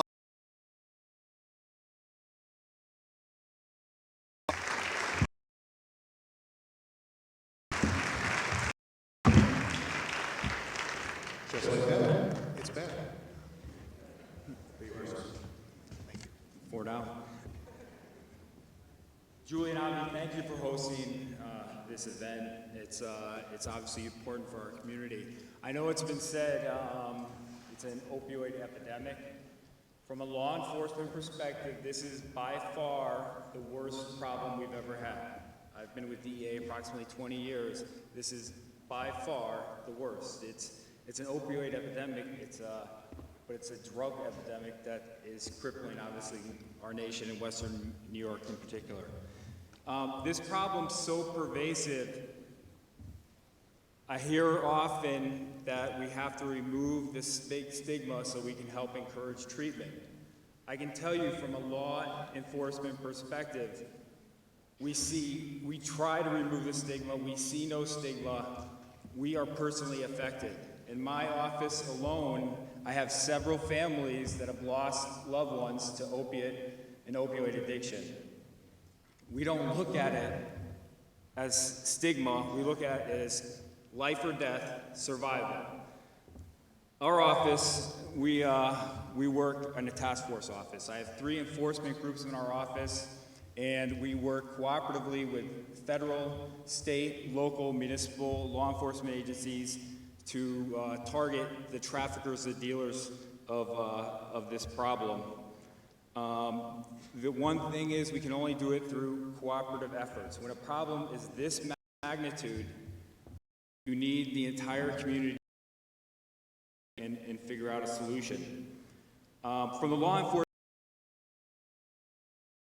perspective, as the U.S. Attorney said earlier, is a perfect storm. In actuality, more people die of prescription drug overdoses each day than all the other illicit drugs combined.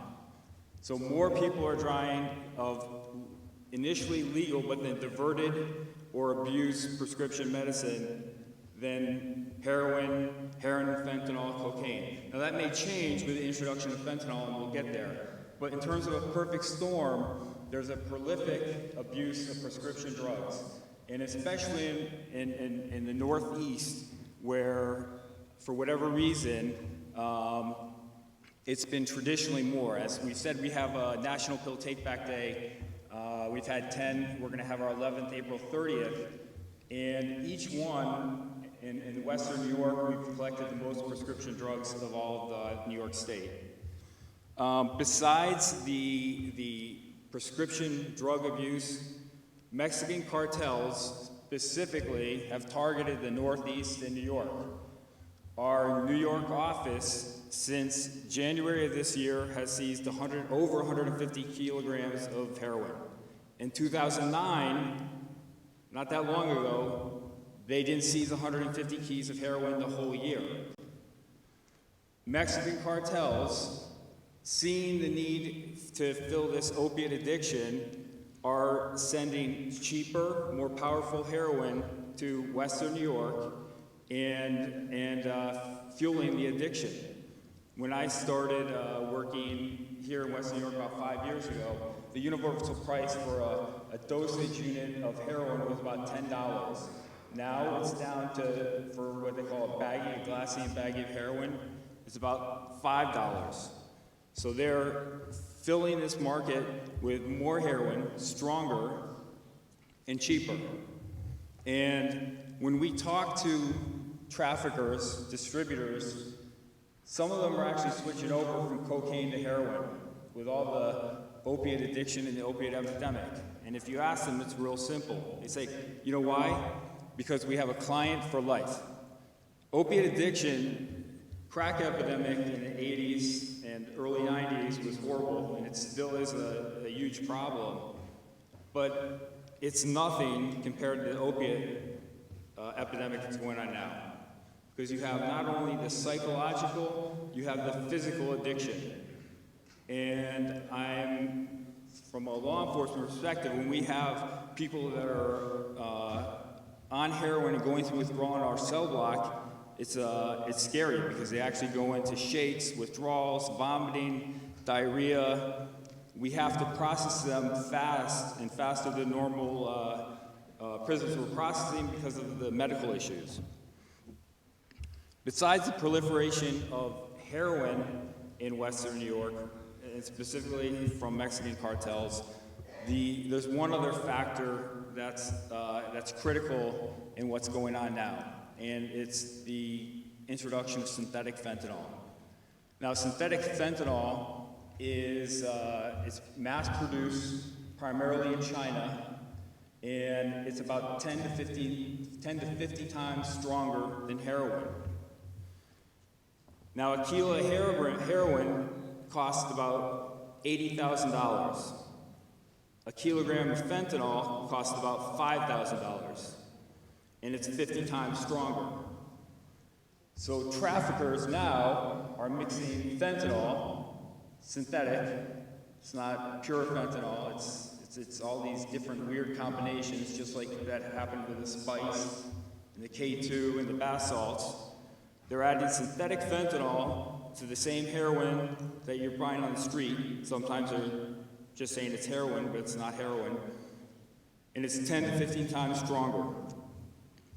So, when a user injects or snorts a bag of heroin that they're used to taking with maybe 15, 20, 30% purity of heroin, and they get something that's 50 times stronger, and it's fentanyl, sometimes they'll die before they even sit down. They'll have the needle in their arm and die right there. So it's pretty scary.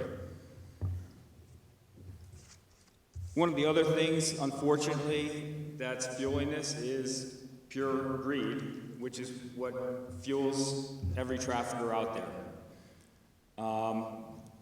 Like I said, we have 3 enforcement groups in our office, and I mentioned before that it's the proliferation of prescription drugs that's really fueling this problem. One of our groups is just dedicated to the diversion of prescription drugs.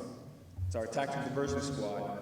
As the U.S. Attorney said, they have prosecuted 5 local physicians, and will continue to do so. It's some of the most prolific prescribers of these drugs are in Western New York, and with their office, we'll continue to investigate from. We also have, like I said, several enforcement groups. And unfortunately, we cannot arrest, and we have no delusion of trying to arrest our way out of this problem. Our enforcement group, a wiretap investigation last year. Buffalo Police Department, York, several other local municipal agencies. They had over 1,000 telephone calls a day. Of those customers, there was people from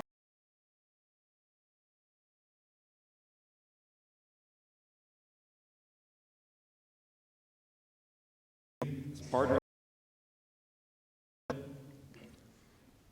In going forth, what we want to reiterate is, or I want to reiterate, that together we can attack this, but we're going to need everyone's help. We're going to continue to target the traffickers, but we're going to need everyone's help in moving forward to try to get this problem under control. Thank you.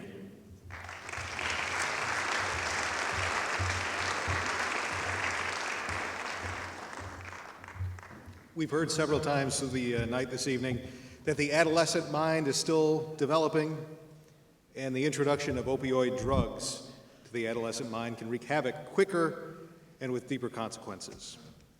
Jody Altman has been working with adolescents in the addiction field for nearly 30 years.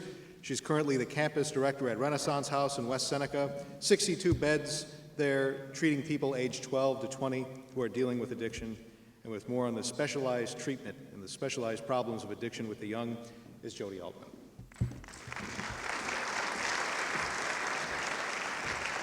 Thank you, and thank you, Avi and Julie. Basically, what I'm here to do is say, we know what the problem is, now let's talk about treatment. And let's talk about treatment for the most vulnerable, and that's our kids. And on our campus, next slide, please. I want you to understand the difference between treatment and kids escaping drugs. Kids escaping drugs is our foundation that supports our Renaissance campus. The Renaissance campus is a 62-bed campus for kids that are ages 12 to 20 that have drug problems. Our kids stay with us approximately 5 to 6 months, and they're split into houses based on age. Kids Escaping Drugs also has a face-to-face program, and a lot of you might even be familiar with that. And what that is community outreach, early intervention, and programming. Next slide, please. A little bit more about the campus. We are the most intensive type of treatment available for kids in the Western New York area. We are the only facility for kids 12 to 17 years old. We work on a 4-phase system. The bottom line is kids learn, kids get rewarded. That's how kids respond. So we have a system where we want to reward them for their behaviors, but we want to get them sober. The most important thing we do is work with families. The important thing about our kids is that we need to get their families involved in treatment, which is the reason that we have a very big family program on the campus, both for families, for siblings, for grandparents, anybody that cares about a kid that we have in treatment, we're going to help them. The other important piece of treatment is school.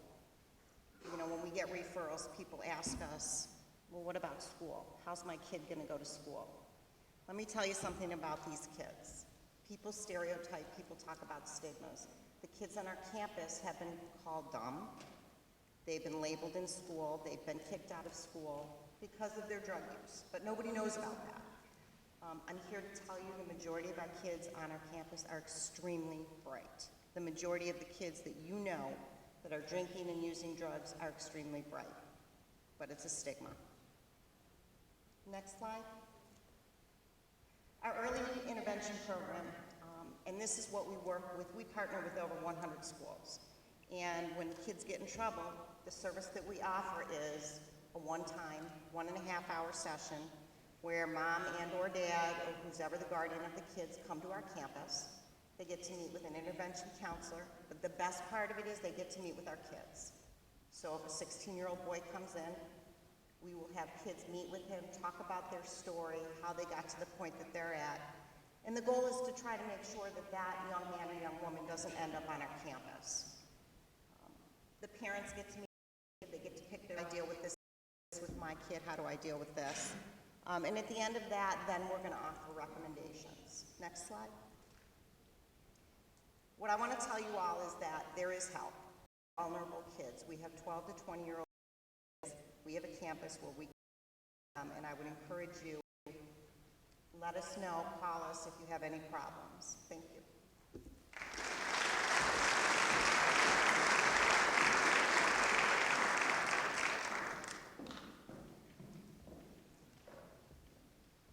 As we've also heard several times this evening, the first step in dealing with an addiction to opioid drugs is the very painful process of detox. We just heard from the folks at the DEA about patients detoxing right there in their jail cells.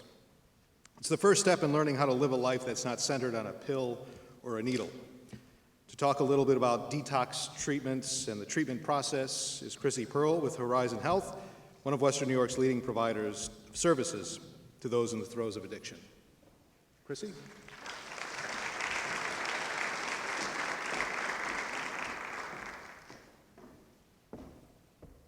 Thank you so much, and thank you to Avi and Julie for having us speak this evening. Like Steve said, my name is Christina Pearl. I'm the Director of Corporate Communication for Horizon Health Services. My job is to communicate, both internally and externally, about what is going on within our company and how we can provide services and education to our community. I oftentimes just want to communicate the appropriate call to action, and that is what I hope to do with all of you tonight. I'm simply standing up here this evening as a communicator and not as a clinical representative. I want to provide you all with this call to action and some direction on how to get there as we face this epidemic that doesn't seem to be slowing down. First and foremost, if you are concerned that a loved one is struggling or in trouble, you need two things almost. Number one, you need information. And number two, you need a team. There's an abundance of information out there. You are here tonight because you want more of it. The OASAS website has incredible information, along with Painkillers Kill, Erie County Department of Health, and you can simply Google outpatient drug treatment systems in Erie County. There are programs available, and the FBI recently just released a great video on the heroin epidemic, and we urge you to check out both the local resources available and the national. Hands-on information we urge you to obtain. Get trained in Narcan. Have your families trained in Narcan. Have your friends trained in Narcan. It's the one thing you can do to prevent an overdose with a loved one. We offer free trainings at Horizon, and like Gail Bernstein said, the Department of Health is also always offering free trainings. Please go get trained. Number two, you need a team. The best way to get somebody on your team is to find a counselor in a licensed treatment program. Every counselor works with a professional group that includes therapists, doctors, and nurses. Your counselor will assess all situations, identify treatment plan options, provide information and advocacy, and will initiate treatment or make an appropriate referral to a higher level of care. Your counselor will work closely with you and can open a door to all options and resources. All Western New York outpatient addiction treatment programs can accommodate this. Collaboration and this team approach is what will be most beneficial to the client and their family. It needs to be a we approach and not a we-they approach. Our focus will always be working towards the best possible care for your loved one. Provide support and provide loving care. Your loved one will need that. If at all possible, we urge you to go with them and ask them to sign an authorization for you as a family member or loved one to get involved. There will be a lot of different options presented to you and those involved. Treatment providers will also have doctors that will work with you and your team. Keep asking those questions in order to understand what your providers are telling you. Keep educating yourself in what your loved one is going through and continue to seek support for yourself. Most programs, and certainly Horizon, have family programs in order to encourage family involvement in education. Make that a priority for you and your family. In summary, I just want to reiterate the two call to action items for you tonight. Clearly, since you are here, you are in the process of educating yourself and getting the information, which is an incredible first step. Continue to do that. Putting your team together is just as important. Don't stop asking questions, and don't stop getting help for yourself and involving your loved ones in their treatment. Next slide. You can always contact me or anybody at Horizon, and please, please don't stop fighting and don't stop educating. Thank you so much for coming tonight.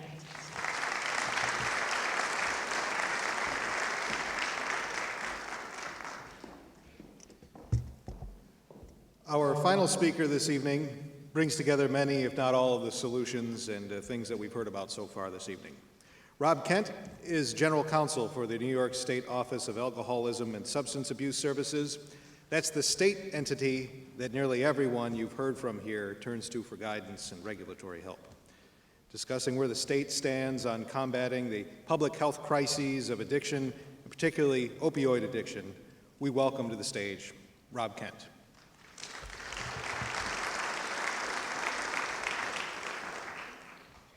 So hopefully I don't ruin the mic. So I'm Rob Kent. I work at the State Office of Alcoholism and Substance Abuse Services. And you can go to the next slide. Just some quick information. We're the state agency that oversees drug, alcohol, treatment, prevention, and recovery services. And so you can see from the numbers, I mean, we have 1,300 programs around the state, 12 of which we operate ourselves, the closest is Stutzman, which is here in Buffalo. We treat on average 240,000 New Yorkers, individual. Now that's not duplication, so that's in an annual basis. And we fund almost all of those programs, at least in whole or in part. So we are throughout the state. We have treatment programs. They're available for everybody. Next slide. I pulled these recently just to give you a scope of, those are the admissions. I think Erie County has the #1 admissions for all opioids. So that's where the primary source that they're abusing is opioids. So it's heroin or it's prescription opioids. Erie County is #1 in the state. But again, that's admissions. So that means people who are getting into our treatment programs. And over the last 10 years, you can see the increases in the counties surrounding Erie. Staggering. But as I said, the good thing is those are people who are being admitted to our programs, so they're getting help. Next slide. This is in 2014, and actually I think it was in Erie County, when Governor Cuomo signed 12 bills into law to try to combat this issue. And I want to talk a little bit about them. You can go to the next slide. So amongst the things that we did, which are important in terms, because one of the things we heard, a lot of what's going on with the prescription opioid heroin issue is people with insurance not being able to access treatment because their insurer wouldn't pay for it, wouldn't cover it. So things that changed. They have these tools that they use to make decisions about what level of care a person needs to go to, if any. And they had all kinds of different tools. Every insurer had their own tool.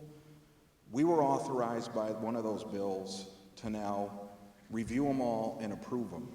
And they were incredibly interesting tools, to say the least. They punish people because they have a history of relapse. Well, it's a chronic medical condition.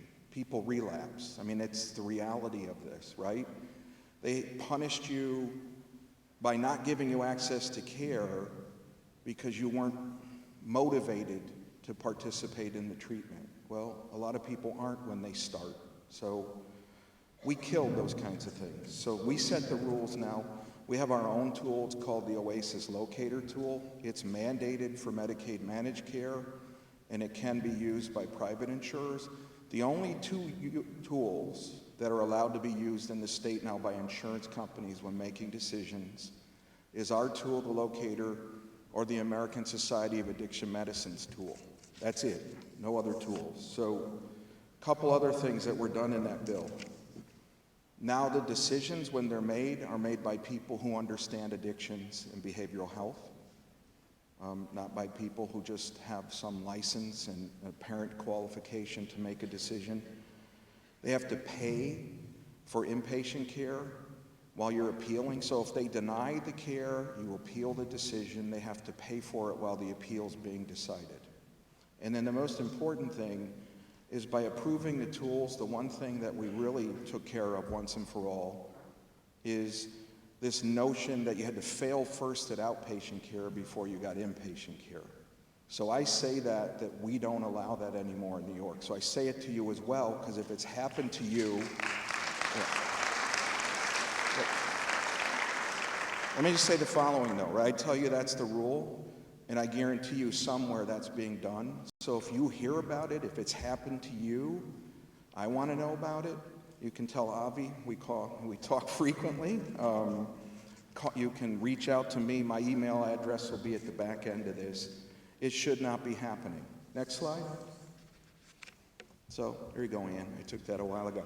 So the other thing that we're doing is opening new treatment programs. And actually, I went up with Ann Constantino, and you just heard from two of our, you have really good treatment providers in this area. You just heard from two of them. And we have good treatment providers throughout the state. So we're opening new programs. Is it Delta Village? Did I get it right? So it's a new 25-bed adolescent program. I'm told it's going to open in August. What's that? Young adults, excuse me. Young adults, corrected by Ann. That happens occasionally. And it's going to open in August. And of course, she showed me land where she could build additional beds. So she's always working that. And we're constantly looking at how we can create new treatment capacity in areas of need, and Western New York is an area of need. So we'll continue to do that. Next slide. One other thing that we just started, and there's been a lot of conversation about how doctors, it's not just doctors though, it's doctors, nurse practitioners, physician's assistants, and especially dentists, prescribing opioids, and that being the pathway into an addiction, which in many instances leads to heroin, and we know what happens.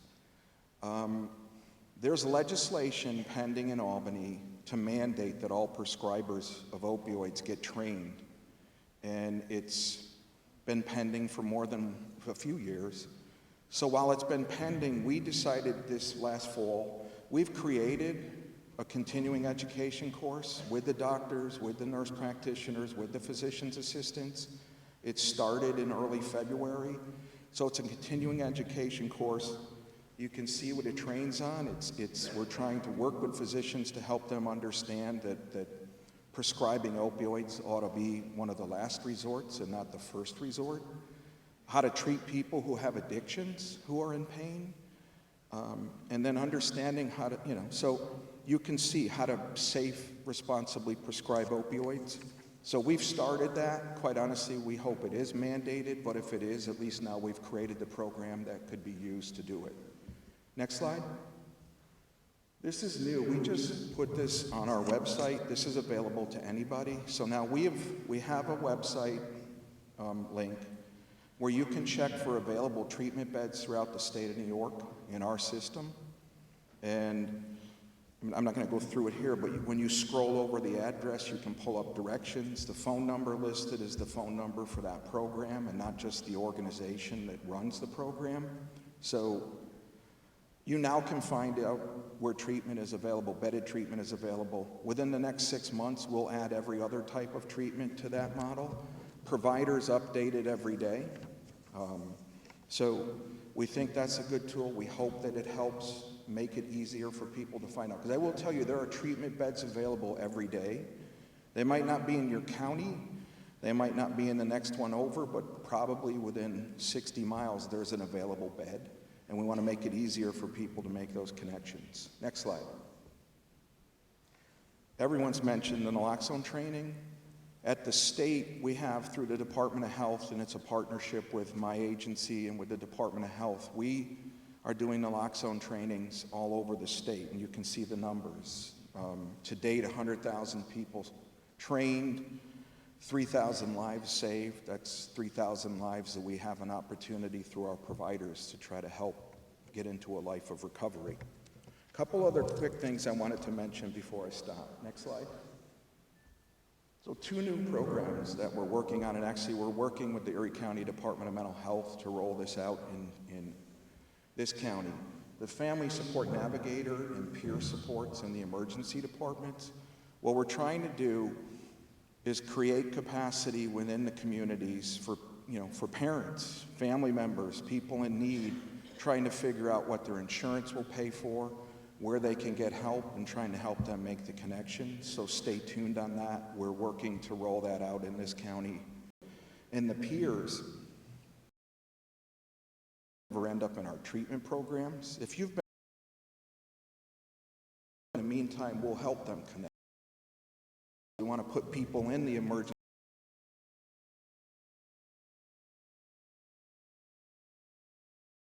houses, which are both they're back. What kind of facilities, what kind of do we do to support them sustaining their recovery? Recovery centers board in this area, we're giving them 200. We're abstaining. They can learn jobs, and so that's happened. Next slide. We've also, as part of the legislation the governor signed, created the Combat Heroin webpage, which you can access, oasis.ny.gov. You can go to our website. Everything that we create is yours. You can use it. We encourage you to use it. We encourage you to educate yourself. Use it in meetings that you go to. One of the pieces of it, and actually Peggy Bonneau, my colleague, is with me, created the Kitchen Table Toolkit. It's a tool that's our intent is for people to use it to have these kinds of forums, to have these conversations with kids, with adults about what's going on, how to talk to each other, how to figure out maybe something's going on in your family and then what to do about it. So they're for you to use. Next slide. And so one of the other things that we've done is created public service announcements. And if you can go to the next slide, I hope it works this time, Avi. No sound, though. So this is a new PSA, and I'll do a voiceover. They're talking about all the different drugs, because, while heroin and opioids are the issue, there are other drugs that are used in addiction. My boss, Commissioner Arlene Gonzalez-Sanchez, says, we don't treat substances, we treat addictions. So the intention of this, and I hope you've seen it actually, we want to show people that and hear from people's voices themselves the substances they used or became addicted to. But these are also the faces of hope and recovery. These people are in recovery. And one of the messages we're trying to get out there is, sad as some of this is, and we feel the pain as much as anybody, there's hope. People recover from addictions. They live amazing lives. They do amazing things. Yes. So thank you. We want people to know that, right? So that's part of our continuing message. We want to educate, but we also want people to understand, come to our programs because they can get you on that road and get you towards, moving towards a life in recovery. And we also, the last slide, do we have some out there, Peggy? We've got magnet bumper things, I don't know what they're called. People have talked about stigma. I could talk the rest of the night and you would all leave and I'd be by myself. Part of the problem we all face is the stigma related to drug and alcohol addiction. It leads people to never get help. It leads to all other things. It leads insurance companies to not want to pay for it. It's a behavioral issue. You heard from the doctors, it's a medical condition. There's a genetic predisposition. So we're going to continue that fight to try to stop the stigma. And the last thing I want to leave you with, and people have talked about buprenorphine, there's other drugs, methadone, that are used to treat people with addictions. I need you to understand, though, the medications assist our providers in providing treatment, but at the core of treatment is therapy, it's counseling, it's helping people learn how to live a different lifestyle. So I thank you very much for having me here tonight. Good evening.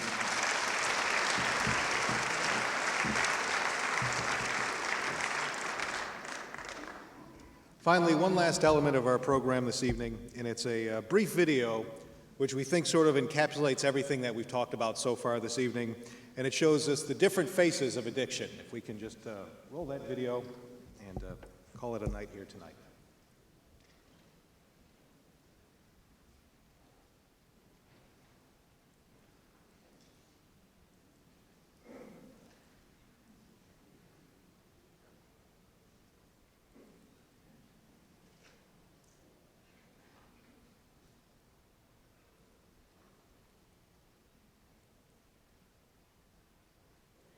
Every 19 minutes, we lose one life in this country to a prescription drug overdose. I am the face of addiction. 1 out of 5 high school students have admitted to using prescription drugs without a prescription. Prescription drug addiction has been deemed an epidemic. Every day on average, 2,500 teens use prescription drugs to get high for the first time. I am the face. 60% of teens who abuse prescription pain relievers did so before the age of 15. Prescription drug dependency can lead to heroin addiction. Heroin produces the same high, but for a fraction of the cost. Most parents are in denial. They don't think that prescription drug abuse and addiction can happen to their child. Most teens experiment with prescription drugs found in their family's medicine cabinet. Prescription drugs used other than their intended purposes can be deadly. Prescription drug addiction knows no boundaries. It doesn't matter if you live on Park Avenue or on the park bench. 56% of teens believe that prescription drugs are easier to get than illicit drugs. Prescription drug overdoses have surpassed annual youth deaths by suicide, death by firearms, school violence, and car accidents. Driving under the influence of drugs has surpassed drunk driving for the first time ever. Every year, 23 million people need treatment from alcohol abuse and drug addiction. Denial is as deadly as the disease. If you think this couldn't happen to your child, you couldn't be more wrong. We are experiencing an epidemic. The vaccine for this epidemic is awareness and education. I am the face. I am the face. I am the face. I am the face. I am the face. I am the face. I am the face. I am the face. I am the face of addiction. I am the face. I am the face. I am the face. I am the face. I am the face. I am the face. I am the face of addiction. Parents, for the sake of your children, please, get educated.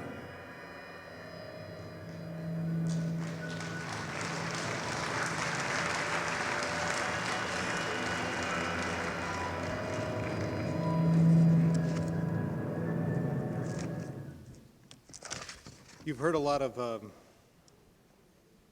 you've heard quite a few websites being mentioned throughout the evening today. Many people giving out their information. The easiest, best place to call if you want to walk out of here with one website in mind, one place to go, think of SaveTheMichaels.org. It's the website of the folks that brought this all together for us, Avi and Julie Israel. One more round of applause for them.